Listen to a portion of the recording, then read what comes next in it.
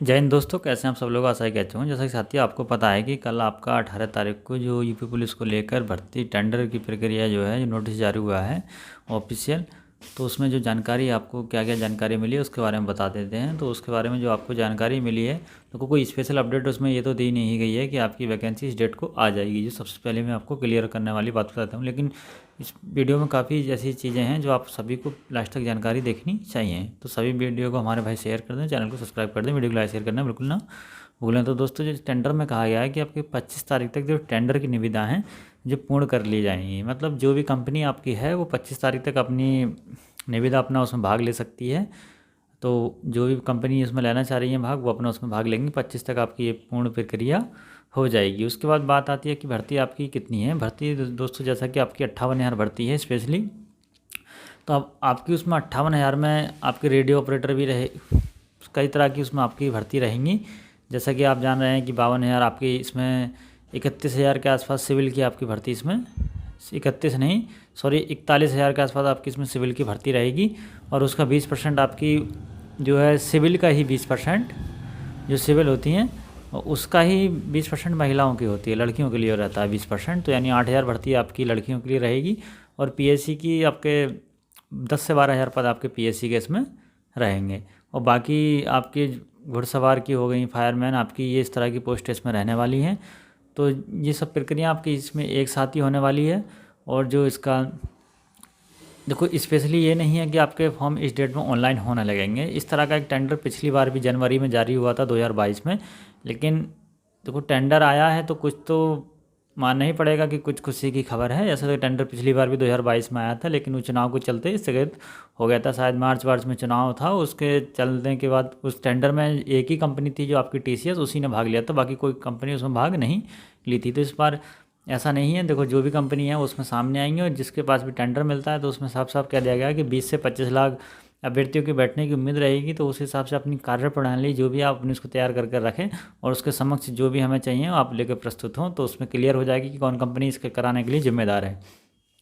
बाकी भर्ती बोर्ड की तरफ से ना ही आपके एज रिलैक्सेशन को लेकर कोई ऑफिशियल नोटिस जारी किया गया है, ना कोई जानकारी दी गई है। जैसा कि मित्रों को पता है कि एज से रिलेटेड कोई जानकारी भर्ती बोर्ड की तरफ से अभी तक कोई जानकारी नहीं मिली है। और अगर टेंडर जारी हो जाता, नोटिफिकेशन क्लियर हो जाता, उसके बाद फिर एज में छूट भी नहीं मिल पाएगी। तो एज छूट के लिए यही है कि कुछ लोग कोर्ट का सहारा लें, अपने सांसद विधायक मंत्री जो भी हों उनके थ्रू अपनी बात वहाँ तक पहुँचाएँ, क्योंकि अब शासन का काम है, गवर्नमेंट का काम है, मुख्यमंत्री जी का काम है, वो एज में छूट दे सकते हैं वो चाहें तो। बाकी जो नियमावली है उसके विरुद्ध तो भर्ती बोर्ड आपका एज में छूट नहीं दे पाएगा। तो उससे रिलेटेड कोई खबर इसमें ऐसी अभी तक एज की है नहीं। और बाकी दोस्तों, आपकी जो भर्ती है, जो मेरा मानना है, आपकी इस अक्टूबर नवंबर से पहले आपके फॉर्म नहीं आने के हैं। और एग्ज़ाम आपका 100% है कि न्यू साल से पहले आपको कोई एग्ज़ाम नहीं होगा। क्योंकि ये लोग मतलब भर्ती बोर्ड भी है, तो आपके भर्ती निकलने के बाद तो आपका 2 से 3 महीने एग्जाम बहुत जल्दी करा देता है। मान लीजिए अगर सितंबर अक्टूबर नवंबर में अगर आपकी भर्ती भी निकलती है, तो जनवरी फरवरी में एग्जाम क्लियर हो जाता है, क्योंकि 2 से 3 महीने के बीच में भर्ती बोर्ड आपका एग्जाम बहुत जल्द से जल्द करा देता है। जैसा कि 49,568 का आपने देखा होगा कि बहुत जैसे अक्टूबर में भर्ती आई तो जनवरी को 27-28 जनवरी को उसका एग्जाम करा दिया गया था। तो ऐसा ही इसमें देखने को मिलने वाला है, बहुत इंटरेस्टिंग रहेगा इस बार।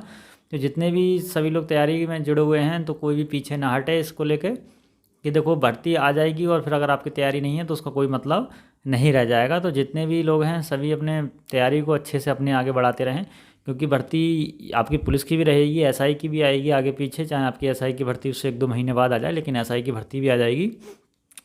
तो कहने का मतलब ये है कि जब अगर आपकी तैयारी नहीं होगी तो भर्ती आने से आप लोगों को कोई लाभ उसमें नहीं रहेगा। ठीक है, तो भर्ती आ जाए और हमको जब तैयारी नहीं तो उसमें निकल जाए, कोई मतलब नहीं रह जाता। इसलिए अपनी तैयारी करके रखिए। यही नहीं कि हमको यूपी पुलिस ही देना, आप दिल्ली पुलिस भी दीजिए। दिल्ली पुलिस का आपका उसमें तो डेट क्लियर हो गई है, शायद सितंबर अक्टूबर में आपका दिल्ली पुलिस का एग्ज़ाम रहेगा, तो उसका डेट भी क्लियर है।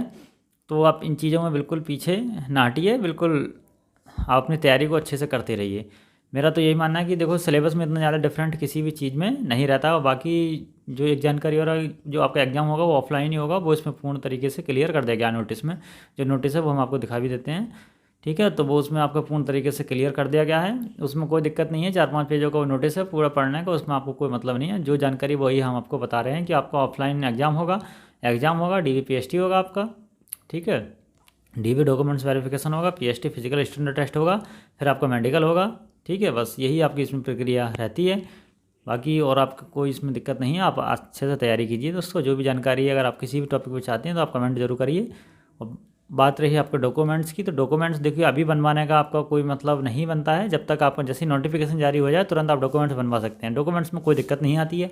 ये देखो भर्ती का कोई टाइमिंग क्लियर हुआ नहीं है, ठीक है। भर्ती का कोई टाइमिंग तो क्लियर हुआ नहीं है कि इस दिन भर्ती आ जाएगी। डॉक्यूमेंट्स अगर आप अभी से बनवा ले रहे हैं तो हो सकता है टाइम निकलता चला जाए, कोई मतलब उनका नहीं बनता है।